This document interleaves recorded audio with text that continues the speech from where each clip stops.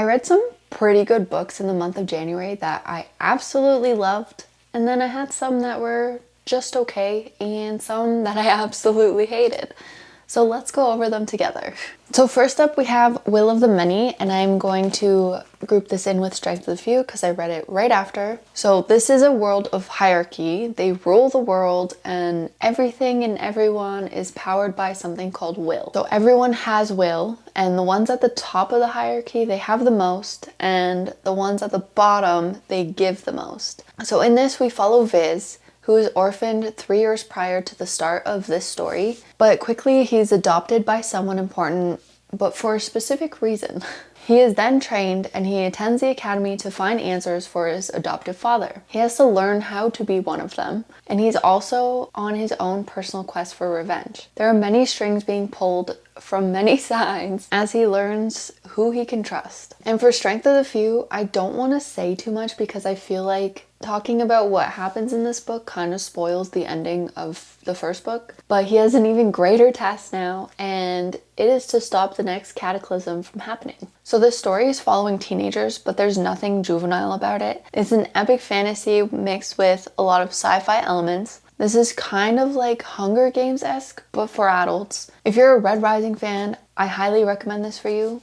I think it's maybe a little better. The plot is intricately woven, balancing a lot of dark and light, a complex yet simple magic system, excellent world building, evolving mysteries that unfold at the right pace, and my favorite, a compelling and intelligent yet flawed main character, Viz. It is full of political schemes with characters that are tricky and interesting. It's difficult to know who you can trust. Like, there was definitely some characters that I was like, but then they ended up being like awesome and like really there for this. These books are not a light read and definitely not for the faint of heart. There's non-stop twists and turns that deliver constant tension and drama, and it only gets more intense with book 2. So I do highly recommend this one, but you do need to sit with it and take your time. Don't rush because you will miss something, and there's so many little somethings that masterpiece. So next up we have Thornhedge by T. Kingfisher. Thornhedge is a short little novella about a princess trapped in a tower, but this isn't about her. This is about Toadling. Toadling, who was sent by the Fae to protect a little girl until she had to lock her in a tower. But that wasn't actually her main task. To me, this wasn't as compelling as other works by T. Kingfisher that I have read, and I really do love her writing, but it was still an enjoyable little novella. I needed something to decompress after the Will of the Many intensity. What I did enjoy about this was T. Kingfisher's classic flawed characters. Toadling, who is a human and was stolen by the Fae as a child, then later cursed to watch over her replacement. We also have a knight who is not very good at being a knight. He's kind of a coward even, and Toadling tells him the story of how she came to be, and things unravel from here. Next up we have The Incandescent. This is a hate read. The Incandescent is in an academy setting, but instead of being told from the student's POV, we actually get the teacher slash headmaster's POV, which was like unique for me as I've never read a teacher headmaster POV before. So this kind of had like a Deadly Education vibe with little demons that can live inside things like clocks, printers, phones, etc. Students attend this academy to learn how to summon and extinguish demons. And as they progress through their education, they can slowly work towards fighting higher level demons. There was some things in this book that were not explained very well, like why were the little demons allowed to live in technology?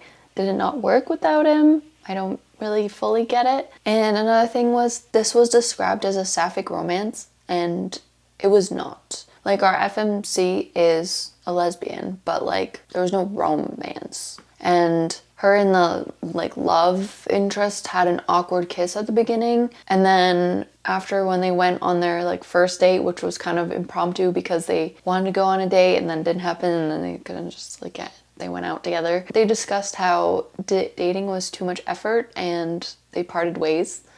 And like, if you want to be with someone, you'll make the effort. And another thing was the plot was extremely lacking. They were constantly in this boring loop of the professor marking her students' papers. The students and their personalities were described in such detail, but it didn't really add anything to the plot.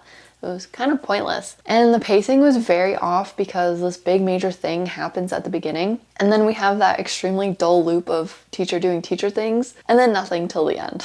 So while it should have had some interesting moments, seeing the academic perspective from a different POV than what I usually see, it ended up being really dull and I did not enjoy it. I was actually really angry while reading it and I wanted to see what the hype was about because it does have a lot of good reviews, so I ended up finishing it. The main character also bothered me because she kept saying how old she is and complaining about it all the time, and she's only 38. Like, I'm sorry, honey, you ain't old.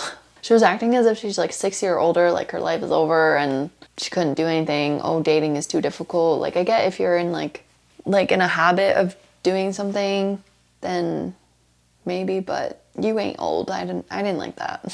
Next up was Spark of the Everflame. This is the first book of the Kindred Curse saga, and it is an incomplete series with book 4 coming out later this year, I think, and that will be the conclusion. So this first one's actually like pretty small and they get bigger. We're in a world where the Descended, who are stronger, almost immortal, they're cruel, also rich. This leaves mortals living in poverty, pain, and every man for themselves, kind of only sticking close to your family. Descended and the mortals don't mingle, and our main character, DM, is a healer, and after her mom disappears, she takes over her mother's duties in the Descended castle because her mother had made a deal, and she wanted to follow through on that deal. People always talked about how DM is different. Mortals always have brown hair, brown eyes, wear plain clothing, whereas Descended have colorful eyes and wear fun clothing. DM lost her eye color at a very young age and never understood why. Her mom always kind of kept it a secret and she had to take special herbal medicines to make her normal. She kind of treated it like a sickness. And DM is kind of YA coded. She always wants to do what's right for her people, but what's right for her people can be bad for other people, but her people are still suffering, so she's always experiencing this big moral dilemma. And when she does act, things work out for her people and she feels extremely guilty. So I feel like that's very typical in more YA books,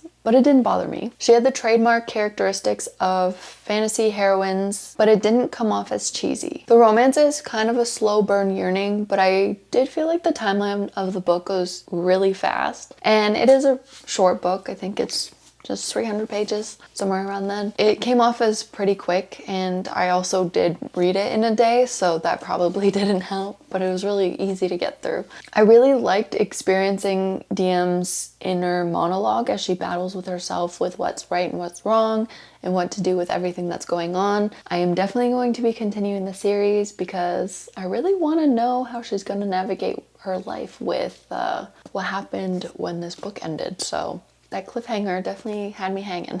Next up, we have Bunny. This one was probably one of my favorites this month. It was so delightfully fucked up. I could not put it down.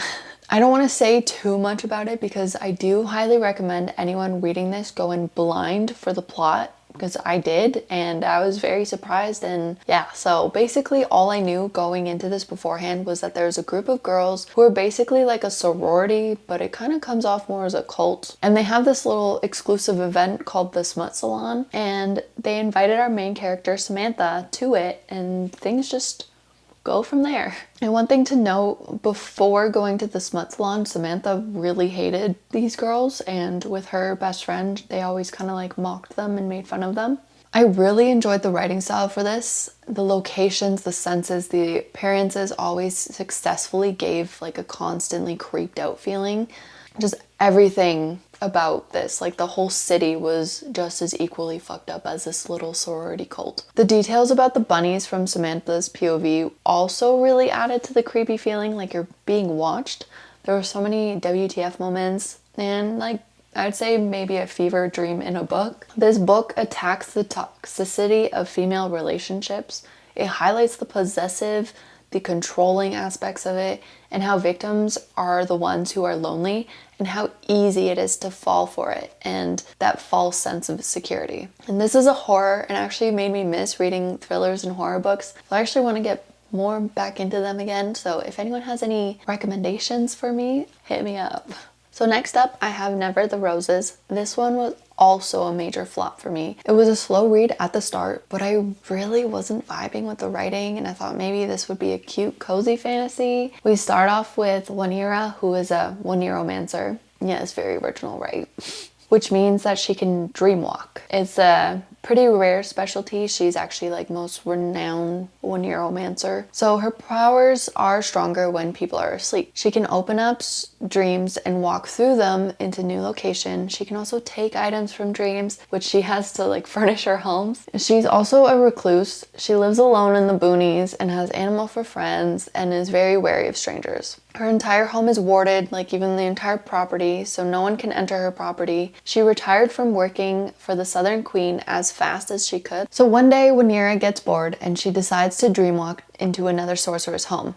In this, sorcerers and sorceresses don't really mingle because they're just not allowed to. So the sorcerer is the sorcerer for the King of the North, and she checks out his library because she's read everything she has in her own home and she wanted something new. She was only borrowing it, and it just so happened that the book that she grabs was the current read of that sorcerer. So he immediately notices, after we were told that he scratched his balls. And he gets mad, and they have this cute little back and forth as she continues to visit his home when he's asleep. When the Northern King finds out that the Southern Queen no longer has a strong sorceress at her side, he slowly plans an invasion, and the Queen finds out, so she sends someone to convince Wanira to come back to her side. So when this stranger arrives at Wanira's door, this sorceress, who's very wary of strangers, lets him in. Because what? His lips look soft? He's kind of cute? And she immediately went into horny mode. This is where the book just completely falls off. The stranger spends his first night there. They didn't do any hanky-panky. Well, they kind of had a little hanky-panky, but not. Only one cut off. Okay. So Wanira, the next morning when she wakes up, she gets her period. And she was contemplating having kids with this complete stranger. Even though she basically moved out to the boonies because she was ready to be close to the end of her life. And all of this was just so weird because it did not fit into the character that we were getting to know. From there, the sorcerer ended up coming to her place, the one that she was visiting, his library, and all of a sudden she wanted nothing to do with the stranger that was staying at her place, and she wanted that guy instead because he was so charming. And anyway, outside of that, there was zero world building. The characters were all very flat and one-dimensional, and the animals honestly seemed kind of pointless, and I was disappointed because I thought we would have a cool sorceress with like a bunch of animal companions and they do cool shit together, but no. The book under-delivered on its promises by a lot, so I would not recommend it. Next up, we have Project Hail Mary. This one was actually so much fun to read, and this one is definitely a runner-up for favorite too. And there was a lot of conversation about the audio being way better than the physical book, but I physically read it and I did still love it, and I probably will check out the audio one day because a lot of people recommended me, like, please check it out, so I gotta. I don't want to say too much about the premise of the book because I think it's better going in blind because pleasant surprises. But basically the main character, Ryland, wakes up alone in space. He was sent up there with 2 other astronauts on a mission to save Earth. He has a bit of memory loss, and his memories slowly come back to him as he works on his mission. He learns some things about himself, and he struggles with some sadness, some self-disappointment, but he quickly gets back to his mission. Ryland works long hours to figure out what he needs to do to complete his mission, talks to himself a lot, and works out equations with himself. He doesn't lose his goofy demeanor, even though this is a suicide mission for him. And with this coming to theater soon and being played by Ryan Gosling, I actually feel like this character is like a perfect match for him. I feel like Ryland Grace was written for Ryan Gosling. This also includes a bit of unlikely friendship, making it extremely wholesome. It's really fun and sweet, and it makes you forget about the gravity of the situation on Earth for a little bit. And I really liked the ending, even though it was a little bit bittersweet. I did actually cry a little bit, which is super rare for me. I think I've only cried at 2 books previously. So this one is definitely another book that I highly recommend. Even if you haven't ever dove into sci-fi before, I feel like this one is definitely a fun one. And there is like some sciencey elements as we learn about like the mission and he works things out, but I think that they are input well that it goes with the story rather than you needing to understand like the math or something. And next up we have The Shadow of the Gods by John Gwynne. This is a Norse mythology inspired world, packed with myths, magic, blood, you name it. The gods are dead, but their bones still hold great power for those who are brave or desperate enough to seek them out. In this, we have multiple POVs, and each chapter was a different POV. Just 3, like there's 3 main characters, not like a new character every time, which I usually don't mind, but at times I wish we got like 2-3 chapters back to back with like character instead of switching it up each chapter, so that we could like settle in with each character a little bit more, especially because some of the chapters were really short. So in this, Orca's POV was actually my favorite. She actually might be one of my favorite characters in a book of all time. She's just innately badass. I do feel like her chapters were kind of carrying the story a bit more than anything else, but that could also just be my bias that I loved her the most. For all the POVs, I do feel like each one had maybe a little bit too many characters introduced, so it got a little difficult to keep up with, and I think that could have been a little bit better if we had more chapters between each switch up. But I am going to continue this series for sure, because the ending really set up for what I believe will be a really epic saga. So I'm really looking forward to this. And this was a buddy read with a couple of my friends, so we're slowly working our way through the next ones. And last up, we have this brick of a book, Alchemized. So I'm actually really torn about this one. I didn't love it, but I didn't hate it. But I think one thing that ruined it for me was knowing that it was a Dramini fan fiction before being traditionally published. Instead of investing myself in this story, my brain spent more time trying to figure out who was who and what it was like before it was still manacled, because I didn't read manacled, so that probably maybe made it worse too, because if I read manacled maybe I'd know.